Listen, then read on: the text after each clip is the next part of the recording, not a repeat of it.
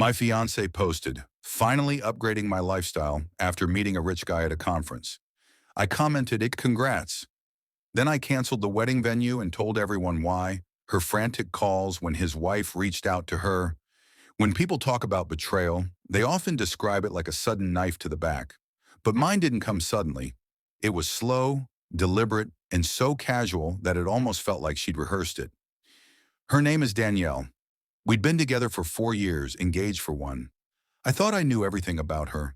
The way she liked her coffee, the tiny scar on her wrist from when she fell off her bike as a kid, the way her eyes softened when she talked about our future kids. We weren't perfect, but we were solid, or so I thought. Everything started shifting after that conference. It was some high-profile marketing summit in New York that her firm had paid for. She was a rising star in PR, always sharp, always ambitious. I admired that about her drive. But what I didn't realize was that her ambition wasn't just about career growth. It was about lifestyle, about status. The night before she flew out, we were at home, eating takeout and reviewing guest lists for our wedding. She was half distracted, scrolling through her phone, barely listening as I read out names. Dan, I said, setting the list down. You've been somewhere else all week. What's up? She looked up, smiled faintly. Just work stress, babe. Big clients, big expectations. That's the thing about lies. They start with believable excuses. For 3 days while she was away, communication was sparse. Usually we texted nonstop, sent each other memes, random updates. But during that trip, radio silence. Just a few short replies. Busy day, networking dinner, talk later. When she returned, something about her energy was different. She carried herself differently, dressed differently. Even her perfume had changed. It wasn't bad, but it wasn't her. Conference went that well? I joked when she unpacked. You could say that, she replied, her lips curving into a smile that didn't reach her eyes. I didn't push. I trusted her. The weeks that followed were a blur of wedding planning and work deadlines. But beneath the surface, I started noticing cracks. Her phone became glued to her hand. She'd step outside to take work calls at odd hours. I'd wake up at 2 a.m. to find her still awake, scrolling through something she'd quickly lock the moment I stirred. Trust isn't blind, it's just hopeful. Then about a month later, she posted that photo, a mirror selfie in an upscale hotel lobby, wearing a designer dress I'd never seen before. Caption, finally upgrading my lifestyle. The moment I saw it, my stomach dropped. It wasn't the words, it was the tone, the arrogance in it, the kind of caption you post when you're declaring something to the world. The comments rolled in. You deserve it, Queen. Boss move. Glow up season. I just stared at it. That's when I saw him in the background of another tagged post. Someone else had uploaded a group photo from the conference. A tall, older man in a sharp navy suit, hands subtly resting on the back of her chair. I clicked on his profile. Marcus Langford, CEO, married, 3 kids. His wife's page was public. Family photos, anniversaries, charity galas. It felt like every breath I took got heavier. I didn't confront Danielle right away. I watched, observed. She'd started going out with colleagues more often, dressing sharper, wearing jewelry I'd never seen before. A new bracelet, a new handbag. One night while she was showering, her phone buzzed. I didn't mean to look, but something in me snapped. The message preview was from M. Dinner at the Four Seasons tomorrow. Can't wait to see you again. The text was time-stamped midday. I remember standing there, phone in hand, trying to breathe. I wasn't angry yet. I was stunned. When she came out of the shower, I just looked at her. Who's Marcus? She froze for a second, barely noticeable, but I caught it. Then she smiled too quickly. He's a client. Why? I nodded slowly. And the dinner tomorrow? Her face changed. Are you checking my phone now? Just answer. She rolled her eyes. Networking, babe. You wouldn't understand. These are high-level connections. They help my career. Her tone, dismissive, defensive, told me everything I needed to know. That night I didn't argue, I didn't yell. I just said, okay, because I already had my answer. The next morning, she left for work as if nothing had happened. I called the wedding venue, canceled everything. The photographer, the florist, the caterer, every single vendor. Then I made one final call to her mother. Hi, Mrs. Rhodes. Just wanted to let you know the wedding's off. Danielle's made other lifestyle choices. I didn't elaborate. I didn't need to. By evening, everyone knew. I went back to her post, the one about upgrading her lifestyle, and commented just one word. Congrats. I logged off right after. By the time Danielle got home that night, her phone was blowing up. Calls, texts, missed notifications. Her mother, her bridesmaids, her co-workers. She stormed into the apartment, face pale, eyes wild. "What the hell did you do?" she shouted. "I told the truth," I said calmly. "You posted about upgrading your lifestyle." I assumed you wanted people to know. She started crying then. Real tears, not the performative kind. "It's not what you think, I swear." But I just looked at her, silent. "Marcus, he was just married," I said, cutting her off. "Yeah, I saw." Her lips trembled. "Please, it's not like that. He said he was separated. He said a lot of things, I'm sure." I walked to the door, opened it. "You should go, Danielle." She didn't move at first, just stood there shaking. Then she left, sobbing into her phone. For 2 days, I didn't hear from her. I packed her things, dropped them at her sister's house, blocked her everywhere. It was over.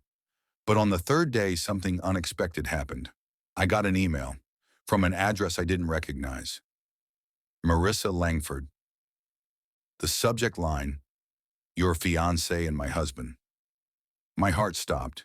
Inside was a short message. "Hi. I think we both deserve to know the full story. I've attached screenshots. He's been lying to both of us. Attached were chat logs, photos, flight bookings, all proof that Marcus had not only been seeing Danielle, but had taken her on a business retreat that same weekend she told me she was visiting her parents. There was also a final screenshot. Marcus texting Danielle. She suspects something.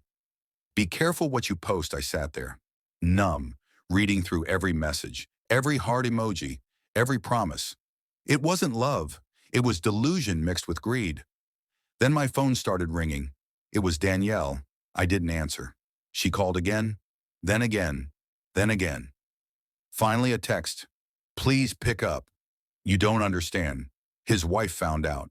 She's threatening to tell my boss. Please, I need to talk." I stared at the screen, feeling nothing, just quiet. "I need your help," she wrote. "Please. You're the only one who knows me. Please." That's when the irony hit me. The woman who'd once said she wanted to upgrade her lifestyle was now begging for the same man she betrayed to save her from the fallout of her own choices. I didn't reply, but I kept watching as her world unraveled online. First, the comments on her lifestyle post turned vicious. People had started connecting the dots.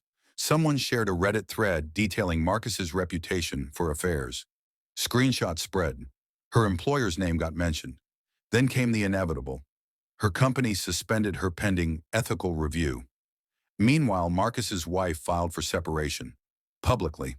The tabloids picked up the story, using words like PR executive entangled in CEO scandal. By day 4, Danielle had deleted all her socials. And still, she called me. Voicemails. Dozens. Each more desperate than the last. "Please, can we talk? I didn't mean for it to happen. I lost everything. I need someone. I still love you. Please, I'm sorry, but you can't rebuild something that was burned so intentionally." That Friday night, I went to the venue we'd booked months ago, the one that was supposed to host our wedding. It was empty now, just a cold space filled with silence. I stood there for a while, picturing her walking down the aisle, smiling, pretending. I wasn't angry anymore. I wasn't even sad, just done. The next day, I posted one photo, me standing in front of the closed venue, holding my canceled contract. Caption: "Sometimes the best upgrade is walking away." It went viral. I didn't mean for it to, but maybe people saw themselves in that quiet moment of choosing self-respect over chaos. By Sunday, I was getting messages from strangers thanking me for sharing my story, saying it helped them leave toxic situations. And then one final message came in from Danielle again. I saw your post. You're right. I destroyed everything.